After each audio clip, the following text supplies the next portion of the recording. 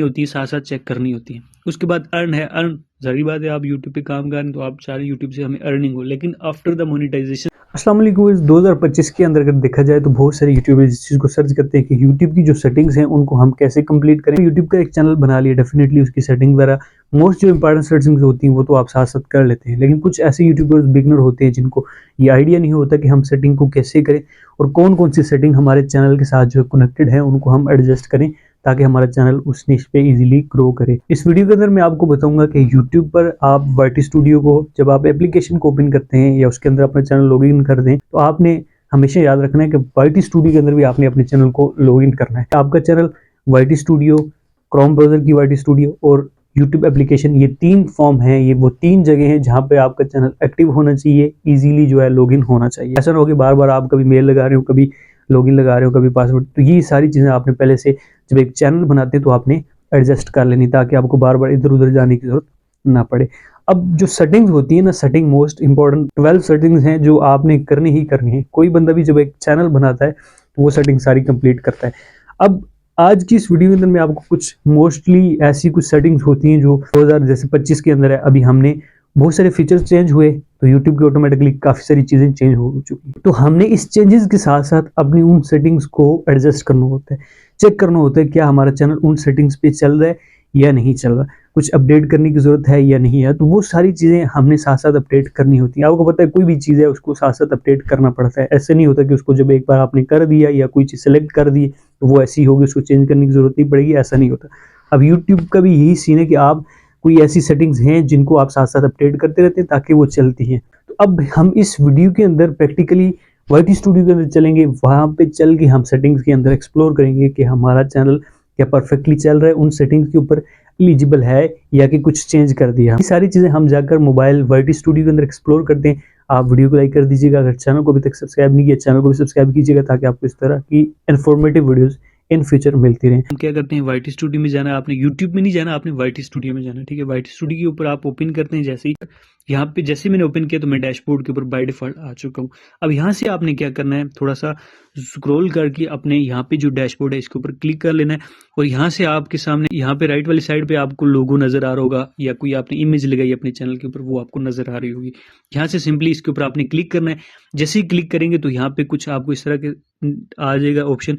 Next यहाँ पे आपने क्या करना है, यहाँ पे बाय डिफॉल्ट सेटिंग आपके सामने, इसके ऊपर आपने क्लिक कर लेना है। जैसे ही सेटिंग के ऊपर आप क्लिक करेंगे तो बाय डिफॉल्ट आप सेटिंग के अंदर ओपन हो जाएंगे।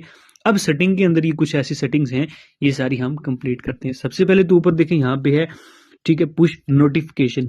यहाँ पे इसके ऊपर आपने क्लिक कर लेना है। अब ये कुछ नोटिफिकेशन है, ये पूछ रहा है तो इनको हमने ऑन रखा हुआ है। अब इसका भी थोड़ा सा मैं आपको एक्सप्लोर कर दूंगा कि ये क्यों ऑन है। ये यहाँ पे देखिए ये सारे ही ऑन है।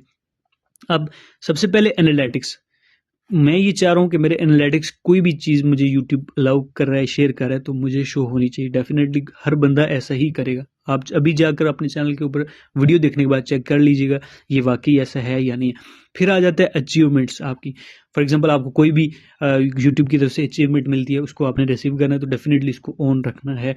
अब पॉलिसी का हमारे पास कोई स्ट्राइक का इशू आ जाता है, कॉपीराइट का इशू आ जाता है, कम्युनिटी गाइडलाइन का, तो हमें शो होना चाहिए।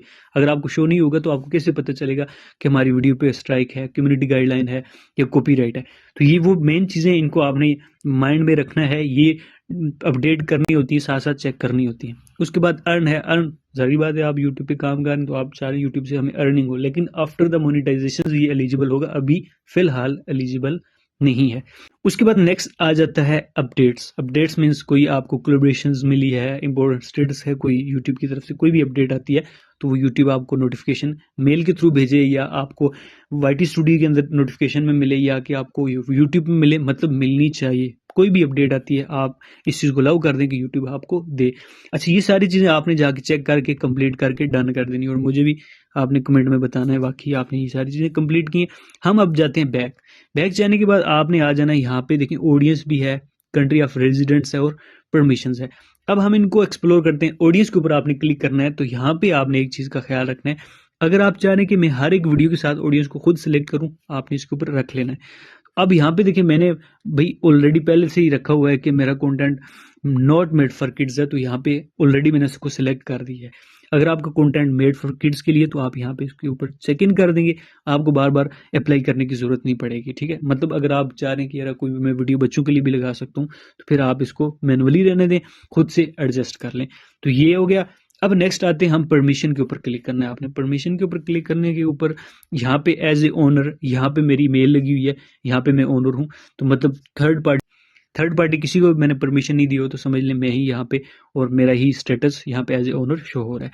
अब बैक चले जाना है, हमने आगे नेक्स्ट देखना है कि हमारे पास यहाँ पे एक चीज़ है, वो ये है कि यहाँ पे देखें क्लिप्स हैं। क्लिप्स में वैसे कोई शेयरिंग वगैरह के क्लिप तो मैंने अलाउ किया हुआ है, कर सकते हैं। इसका खास इतना कोई रीज़न नहीं है, मतलब इतना कोई नहीं यूज़ करता। बाकी ऑटो कैप्शन वगैरह हैं, कोई अगर यूज़ करना चाहे तो ये कर सकता है। इसका यहाँ से बाय डिफ़ॉल्ट ऑफ है, तो फिर इसको आप मतलब कि ऑफ भी कर सकते हैं, ऑन भी, कोई ज़रूरी नहीं है, बस ऑफ रहने दें तो कोई इशू नहीं आएगा। अब यहाँ पे थोड़ा सा आप स्क्रॉल करें नीचे हैं तो यहाँ पे ये एज ए करेंसी और एज ए पार्टनर एक्सेस है। ये पार्टनर एक्सेस जो होती है ना, ये आपकी तब ओपन होगी जब आप एज ए मोनेटाइजेशन के लिए एलिजिबल हो जाएंगे। आफ्टर द मोनेटाइजेशन आपको पार्टनरशिप मिलेगी। दिखा देता हूँ मैं आपको। करेंसी की बात करें तो करेंसी के ऊपर आप यूएसडीटी रखें, यूरो रखें, एवीडी रखें या कुछ भी रखें, वो डिपेंड आप पे है, कोई इशू नहीं है। ठीक है, एईडी रखें। तो यहाँ पे मैंने वैसे यूएसडीटी रखा है, बाय डिफॉल्ट यूएसडीटी में ही आप अर्न करते हैं एज ए यूट्यूब पे। फिर आ जाते हैं एज ए पार्टनर के ऊपर। अभी फिलहाल यहाँ पे कोई पार्टनर नहीं है, जब तक मैं मोनेटाइज मेरा चैनल नहीं होगा देन उससे पहले वो पार्टनरशिप किसी को भी नहीं मिलती। सो ऐसा ही यहाँ पे भी है। तो अब क्लोज करते हैं। ये सारी सेटिंग आपने चेक कर लेनी है। पीडीएस के अंदर आप थीम कोई भी रख लें, लाइट थीम रखें, डार्क रखें, यूज डिवाइस थीम के मुताबिक आप कर लें, वो आप पे डिपेंड करता है। इस वीडियो के अंदर आपने राय जरूर देनी है, ये बहुत ही इन्फॉर्मेटिव वीडियो थी। इसके अंदर आपने ये सारी सेटिंग अपने पास कंप्लीट चेक कर लेनी है और कंप्लीट कर लेनी है, वाकई ऐसा ही है आपका चैनल, ये सेटिंग सारी कंप्लीट है या नहीं है। तो मिलते हैं जी नेक्स्ट वीडियो में। अपना ख्याल रखिएगा। अल्लाह हाफिज़।